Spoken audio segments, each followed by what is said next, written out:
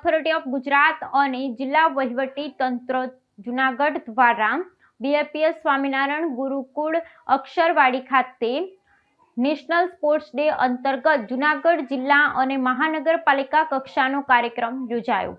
કાર્યક્રમમાં અધ્યક્ષીય ઉદ્બોધનમાં જૂનાગઢ જિલ્લા પંચાયત પ્રમુખ હરેશભાઈ ઠુમ્મરે જણાવ્યું હતું કે દેશનો દરેક યુવાન રમતોમાં ભાગ લે તેમજ ફિટનેસ માટે જાગૃત બને એ માટે વડાપ્રધાન નરેન્દ્રભાઈ મોદી દ્વારા ખેલ મહાકુંભનો આરંભ કરવામાં આવ્યો છે। હોકીના જાદુગર મેજર ધ્યાનચંદજીના જન્મદિવસ નિમિત્તે દર વર્ષે તારીખ 29મી ઓગસ્ટના દિને નેશનલ સ્પોર્ટ્સ ડેની ઉજવણી કરવામાં આવે છે। ત્યારે રમતગમતમાં મહત્તમ યુવાનો ભાગ લે એ માટે અનુરોધ કર્યો હતો।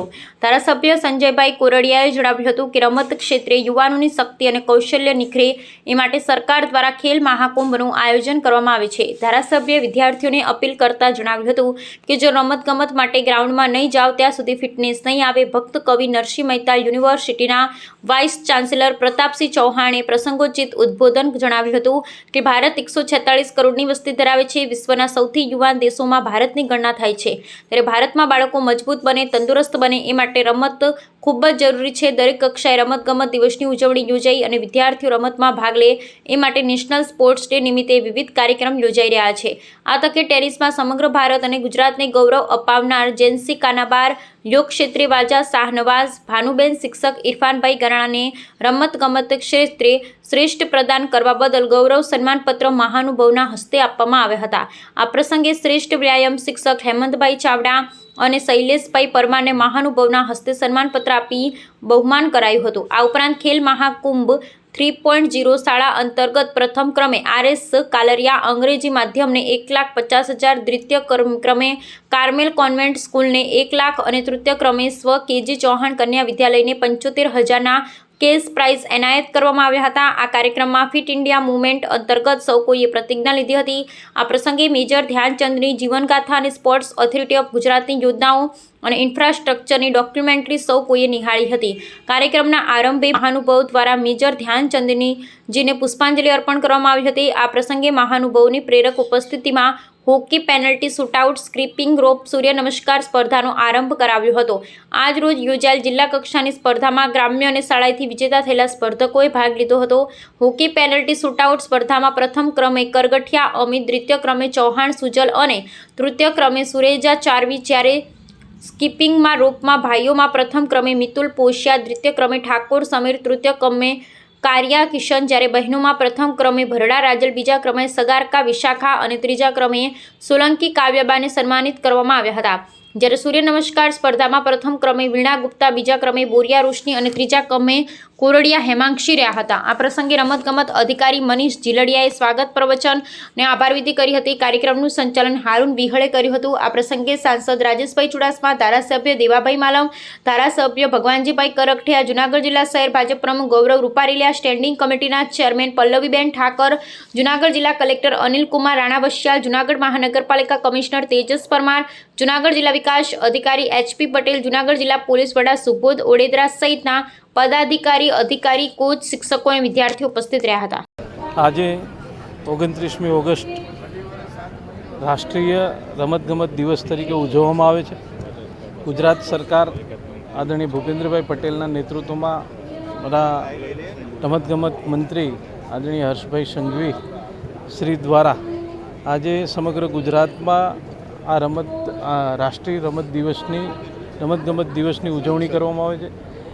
વિવિધ પ્રકારની રમતો, વિદ્યાર્થીઓ, યુવાનો, વડીલો એ તમામ લોકો આમાં ભાગ લે અને આ દેશને જ્યારે સશક્ત બનાવવાનો સંકલ્પ છે ત્યારે આપણે સૌ આજના દિવસે આ રમતગમત દિવસની ઉજવણીમાં સૌ સહભાગી બનીએ એ જ વિનંતી। સાથે સાથે આજે દેશના પ્રધાનમંત્રી આદરણીય નરેન્દ્રભાઈ મોદીજી દ્વારા એવું આહ્વાન કર્યું કે સાંસદ ખેલ મહોત્સવ થાય અને દેશના તમામ સાંસદો આ ખેલ મહોત્સવના માધ્યમથી લોકો સાથે જોડાય।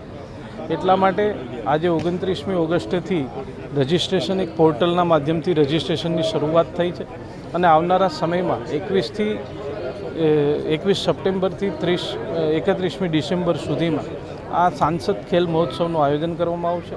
ત્યારે મારી વિનંતી છે કે આપણે સૌ આ ખેલ મહોત્સવના માધ્યમથી આપણે આ દેશને સશક્ત બનાવવામાં આપણે સૌ આગળ વધીએ એ જ વિનંતી। નમસ્કાર. આજે જૂનાગઢ જિલ્લામાં વહીવટીતંત્ર દ્વારા નેશનલ સ્પોર્ટ્સ ડેના દિવસની ઉજવણી આજરોજ જૂનાગઢ BAPS સંસ્થાની અંદર કરવામાં આવી.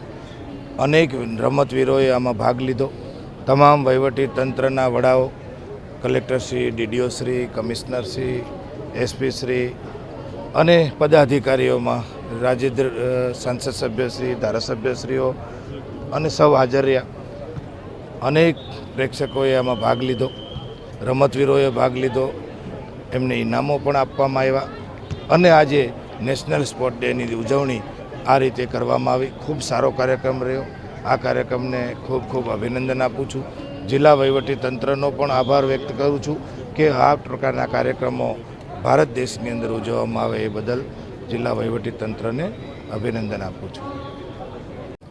આજે રાષ્ટ્રીય રમત દિવસની ઉજવણીના ભાગરૂપે જૂનાગઢ જિલ્લા વહીવટીતંત્ર અને મ્યુનિસિપાલિટીનું શાસનના બધા જ અધિકારી, પદાધિકારીઓ, સાંસદ, ધારાસભ્યશ્રીઓ અને સ્કૂલ અને કોલેજના વિદ્યાર્થી અને એના PTI આપ સૌ આજે આ સેલિબ્રેશન એ ધ્યાનચંદ્રજીના માનની અંદર આજે સ્પોર્ટ્સ દિવસની ઉજવણી કરવામાં આવી છે.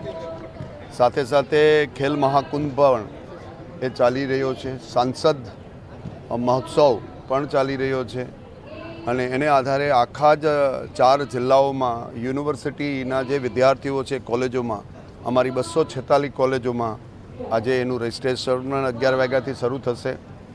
આ બહુ જ જાગૃતિ માટેનું કાર્ય એ આપણા માનીતા પ્રધાનમંત્રી નરેન્દ્રભાઈની આગેવાની નીચે આખા દેશની અંદર ઉજવાઈ રહ્યું છે.